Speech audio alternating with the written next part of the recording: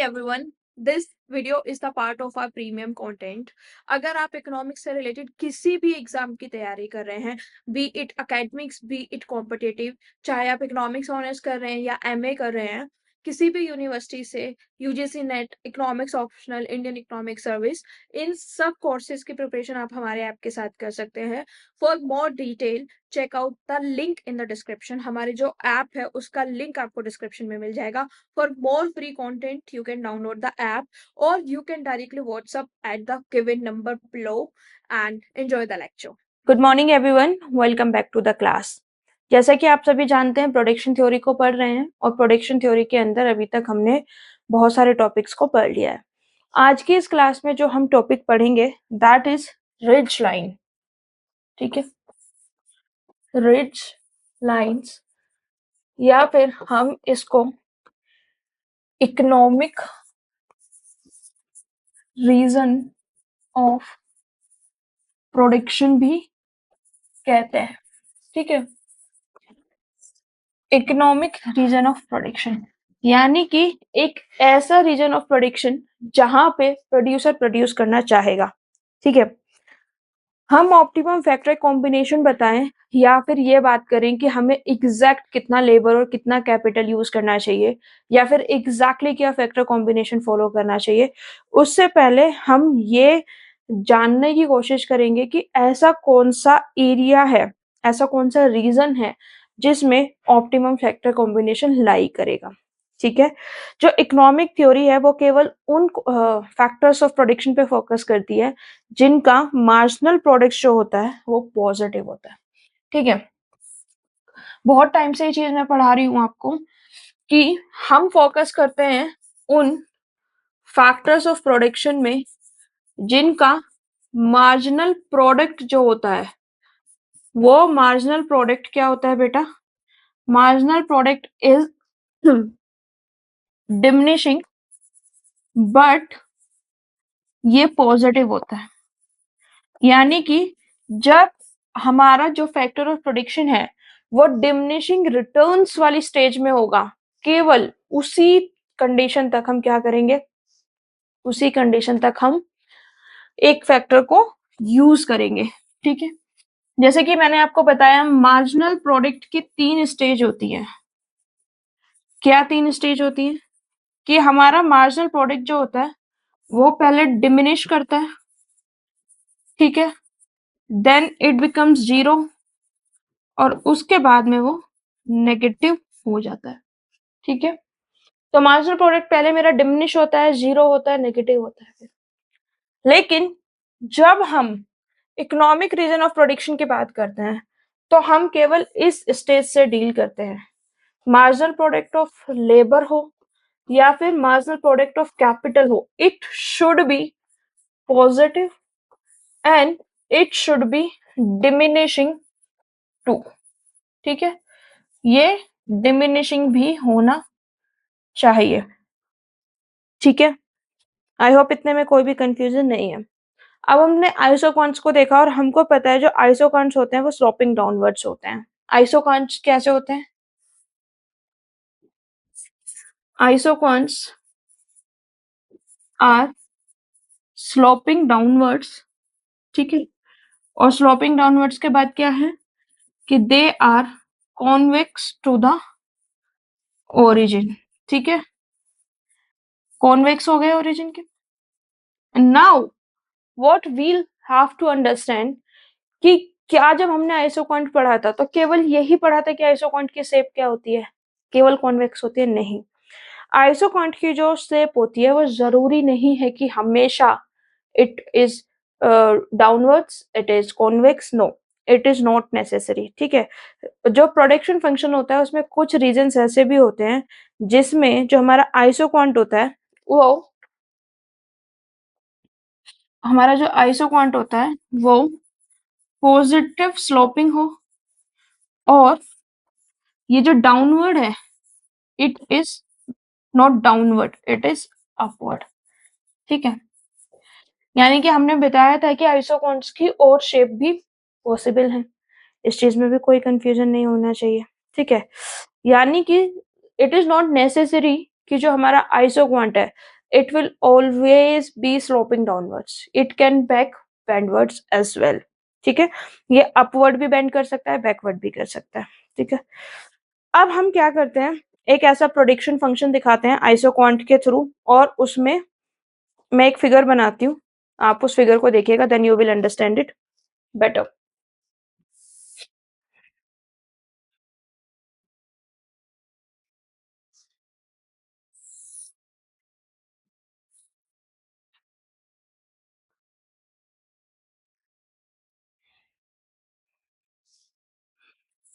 Y axis पे में क्या मानते हैं जब आइसोक्वांट बनाते हैं, तो capital.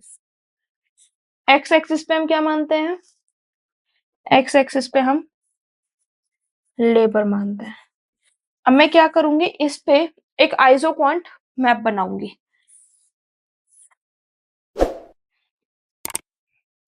This is isoquant 1, this is isoquant 2, this is isoquant 3, this is isoquant 3। ठीक है, अब देखिए इसमें यहां यहां ये वाले जो रीजन्स हैं,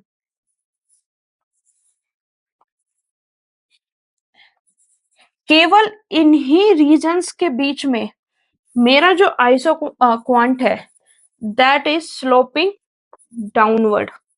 अगर हम इससे ऊपर की बात करें, अगर हम इससे ऊपर की बात करें तो ये अपवर्ड है, इट इज नॉट डाउनवर्ड, ये भी मेरा अपवर्ड है, नीचे अगेन इट इज अपवर्ड। तो सबसे पहले मैं क्या करती हूँ, इसको एक नाम दे देती हूँ। ठीक है, let us just give it a name. This is isoquant Q1, this is Q2, this is again Q2, this is Q3, this is Q3, this is Q4 and this is Q4। In points को आप join कर दीजिए centre से, this is something कुछ ऐसा दिखेगा, and then it will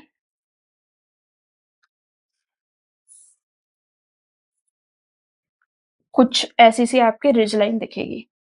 ठीक है, ये क्या है मेरा ओ A and O B. O A और ओ बी जो है वो मेरी रिज लाइंस है। तो ये मेरा ओ ए और ओ बी जो है वो मेरा रिज लाइन है। अब रिज लाइन का कॉन्सेप्ट क्या है, ठीक है, this is my ridge line. ठीक है, रिज लाइन वो एरिया होता है, रिज लाइन जो दो लाइन है मेरी, line O and O P, वो एक ऐसे एरिया को, एक ऐसे रीजन को बाइंड करती है जिस रीजन में मेरे जो मार्जिनल प्रोडक्ट है दो फैक्टर्स का वो पॉजिटिव होता है। ठीक है, marginal product of two factors are positive. यानी कि जब हम ओ ए और ओ बी की बात करते हैं, अगर आप इसको ऐसे भी बना सकते हैं आप, this is O A and this is O B. अब इसके अंदर आप आइसोक्वांट्स बना लीजिए। ठीक है, ये जो एरिया है ना, ये जो मेरा रिज लाइन वाला एरिया है, ये इस एरिया में क्या है कि मेरा मार्जिनल प्रोडक्ट ऑफ लेबर भी पॉजिटिव है और मेरा मार्जिनल प्रोडक्ट ऑफ कैपिटल भी पॉजिटिव है। ये दोनों क्या है, पॉजिटिव है। अब हमें ये देखना है कि जो रिज लाइन ओ ए है और रिज लाइन ओ बी है उस पे क्या स्टेटस है। देखिए, जो मेरे रिज लाइन ओ ए है उस पे मेरा मार्जिनल प्रोडक्ट ऑफ कैपिटल जो है वो 0 है, और जो ओ बी है उस पे मेरा मार्जिनल प्रोडक्ट ऑफ लेबर जो है वो 0 है। मार्जिनल प्रोडक्ट ऑफ कैपिटल 0 क्यों है बताइए, why marginal product of capital जो है वो 0 है। ठीक है, देखिए अब हमने ये देखा कि जो हमारी line O A,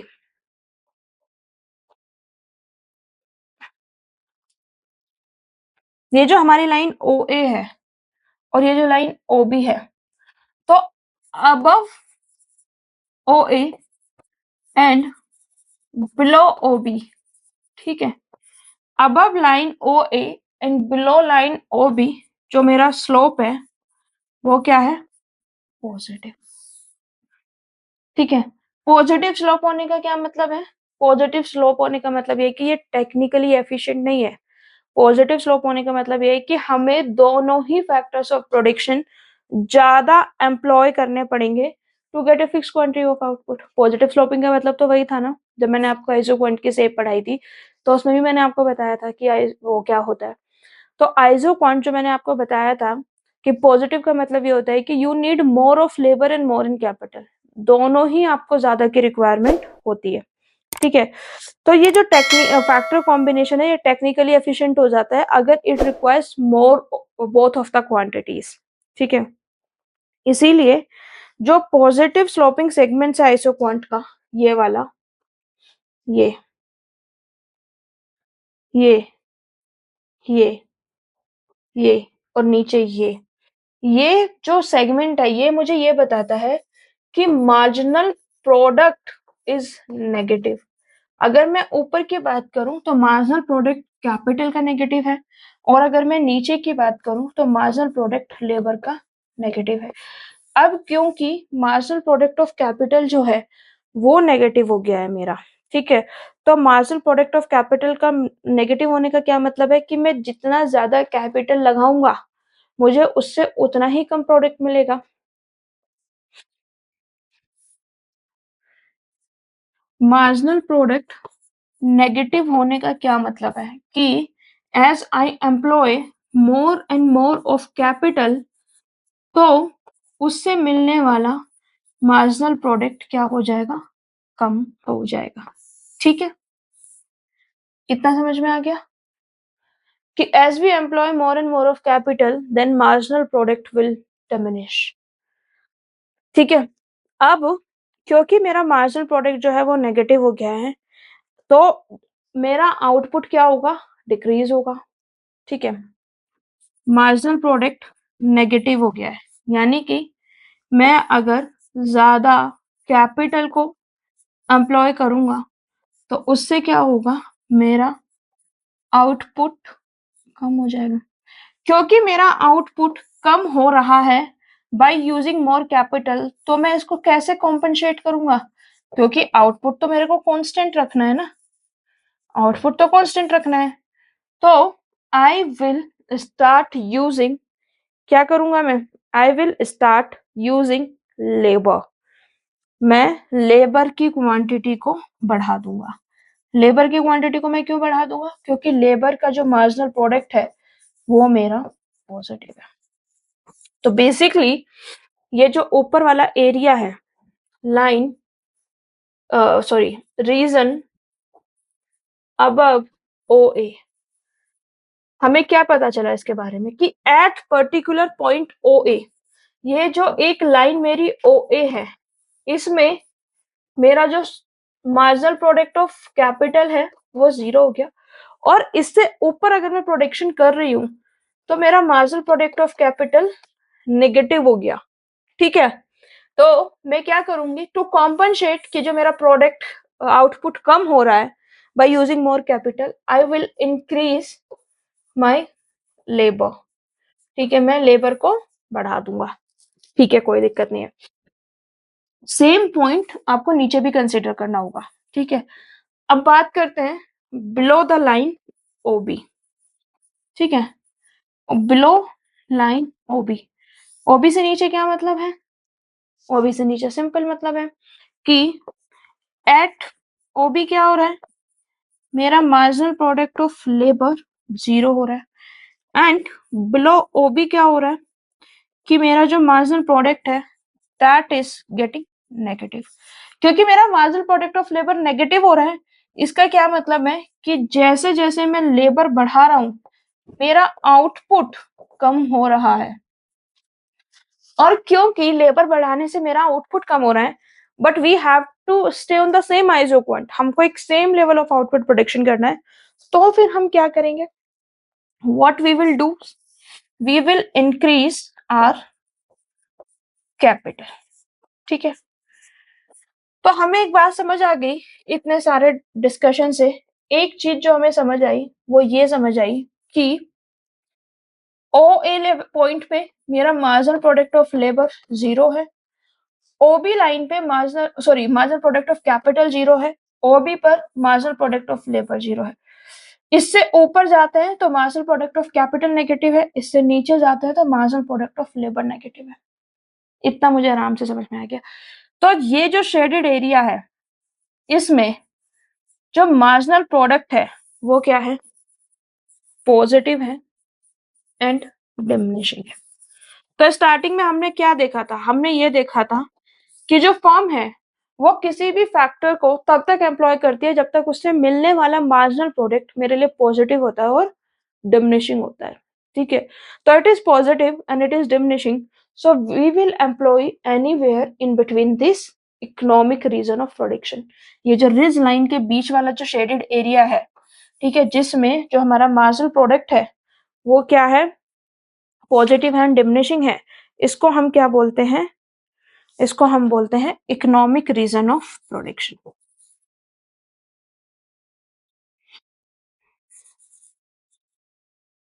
economic region of production.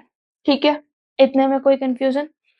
अब देखिए, इसमें समझने वाली बात यह है कि अगर आपसे कोई पूछा जाए कि राइज लाइन क्या होता है, एक एक लाइन में कोई डेफिनेशन पूछे तो रिज लाइन क्या होता है, तो रिज लाइन आइसोक्वांट के उन पॉइंट को कनेक्ट करता है जहां पे मार्जिनल प्रोडक्ट ऑफ कैपिटल 0 है, या फिर रिज लाइन उन पॉइंट्स को कनेक्ट करता है जहां पे मार्जिनल प्रोडक्ट ऑफ लेबर 0 है। ठीक है, इस लाइन पे हम अगर प्रोडक्शन करेंगे तो यहाँ पे मार्जिनल प्रोडक्ट ऑफ कैपिटल 0 है, नीचे किसी भी पॉइंट को आप ले लीजिए ओ बी लाइन पे, सब पे क्या है कि मेरा मार्जिनल प्रोडक्ट ऑफ लेबर 0 है। ओ ए पे कोई भी ले लीजिए, मार्जिनल प्रोडक्ट ऑफ कैपिटल मेरा 0 है। तो ridge line connects all those points जिसमें या तो मेरा मार्जिनल प्रोडक्ट ऑफ लेबर 0 होगा या फिर मार्जिनल प्रोडक्ट ऑफ कैपिटल 0 होगा। तो रिज लाइन से मुझे क्या समझ में आ गया, I understood one thing with the help of ridge line. क्या समझ आया मुझे रिज लाइन से, कि it will connect two lines जिसमें इधर मेरा मार्जिनल प्रोडक्ट ऑफ लेबर 0 है या फिर मेरा मार्जिनल प्रोडक्ट ऑफ कैपिटल 0 है। ठीक है, तो क्या मैं कह सकती हूँ कि ridge line are the locus of points of isoquants where marginal product of one of the factor is 0। यही चीज तो मैं भी कह रही हूँ कि marginal product is of one of the factor is 0। तो क्या लिख सकती हूँ मैं रिज लाइन को, that ridge line are locus of points of isoquants where marginal product of one of factor is 0। यानी कि मार्जिनल प्रोडक्ट, अगर आप लाइन ओ ए की बात करते तो मार्जिनल प्रोडक्ट ऑफ लेबर 0 हो गया, अगर आप ओ ए ओ बी की बात करते हैं तो मार्जिनल प्रोडक्ट ऑफ कैपिटल 0 हो गया। So it is the locus of point of isoquants where where marginal product किसी एक फैक्टर का मेरा 0 हो गया। अब इससे हमें दो तीन चीजें जो हैं वो समझ में आती हैं। पहली चीज जो रिज लाइन के कॉन्सेप्ट से हमको समझ में आई वो ये कि there is a limit to which we can substitute the factor, यानी कि लेबर को कैपिटल की जगह या फिर कैपिटल को लेबर की जगह हम इनफाइनाइटली यूज नहीं कर सकते हैं। There is a limit to which the factor substitution can take place. ठीक है, ऐसा नहीं है कि हम इनफाइनाइट अमाउंट के लिए लेबर और कैपिटल को सब्स्टिट्यूट कर सकते हैं। और दूसरा पॉइंट, जैसे जैसे हम सब्स्टिट्यूशन करते जाते हैं तो after a point it gets difficult to substitute even further, यानी कि जैसे जैसे हमने सब्स्टिट्यूशन किया और पॉइंट के बाद उतना ही डिफिकल्ट हो जाता है सब्स्टिट्यूशन करते जाना। ठीक है, अब देखिए इससे क्या होता है कि जो जैसे हम सब्स्टिट्यूट कर रहे हैं लेबर की जगह कैपिटल या फिर कैपिटल की जगह लेबर, तो पहले क्या होता है कि जो मार्जिनल प्रोडक्ट होता है वो मेरा 0 होता है एंड देन अल्टीमेटली जो मेरा मार्जिनल प्रोडक्ट होता है वो नेगेटिव हो जाता है एंड इट बिकम्स जो मेरा आइसो क्वांट होता है वो पॉजिटिवली स्लोपिंग बन जाता है। अब देखिए कोई भी रेशनल एंटरप्रेन्योर जो है वो रिज लाइन के बाहर प्रोडक्शन नहीं करेगा। रिज लाइन के बाहर प्रोडक्शन इसीलिए नहीं करेगा क्योंकि मार्जिनल प्रोडक्ट जो है फैक्टर्स का वो नेगेटिव हो गया, नेगेटिव हो गया तो वो टेक्निकली इनएफिशिएंट हो गया। या फिर हम ये कह सकते हैं कि जो प्रोडक्शन है आउटसाइड द रेज लाइन वो इनएफिशिएंट इसीलिए है क्योंकि हमको हम same production, same level of output come resources के साथ और कम इनपुट के साथ कर सकते हैं। देखते हैं कैसे। ठीक है, लेट्स से इस रेज लाइन पे एक पॉइंट ले लेते हैं। लेट्स से हम यहाँ पे प्रोडक्शन कर रहे हैं, तो जब हम इस पॉइंट पर प्रोडक्शन कर रहे हैं तो इतना अमाउंट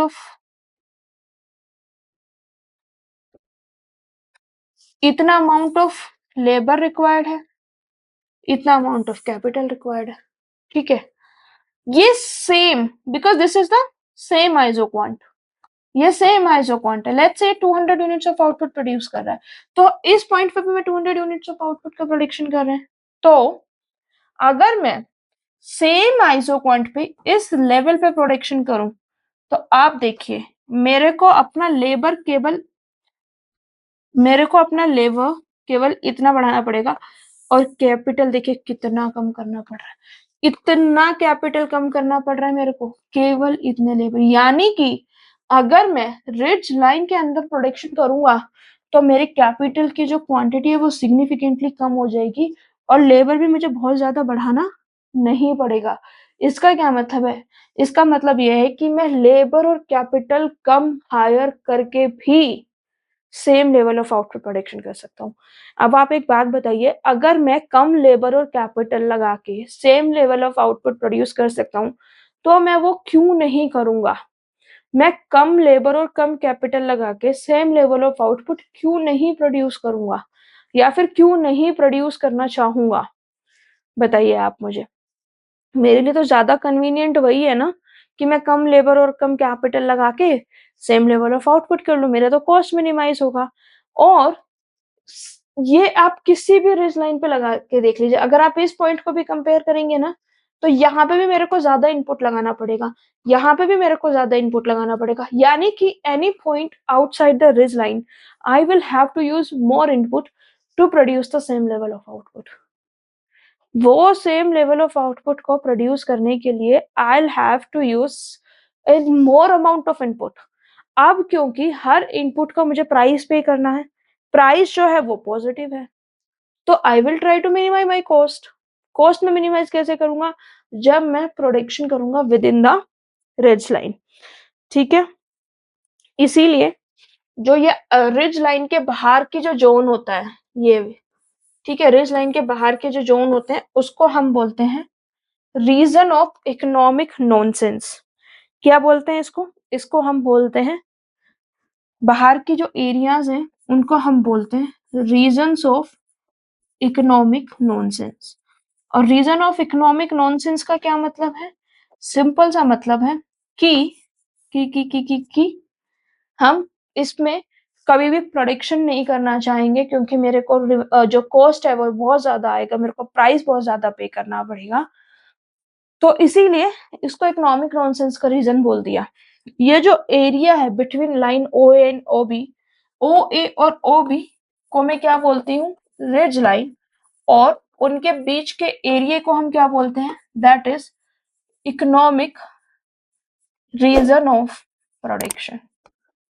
ठीक है, I hope ridge line, economic region of production, ये सारे जो कॉन्सेप्ट है वो क्लियर हो गया होगा।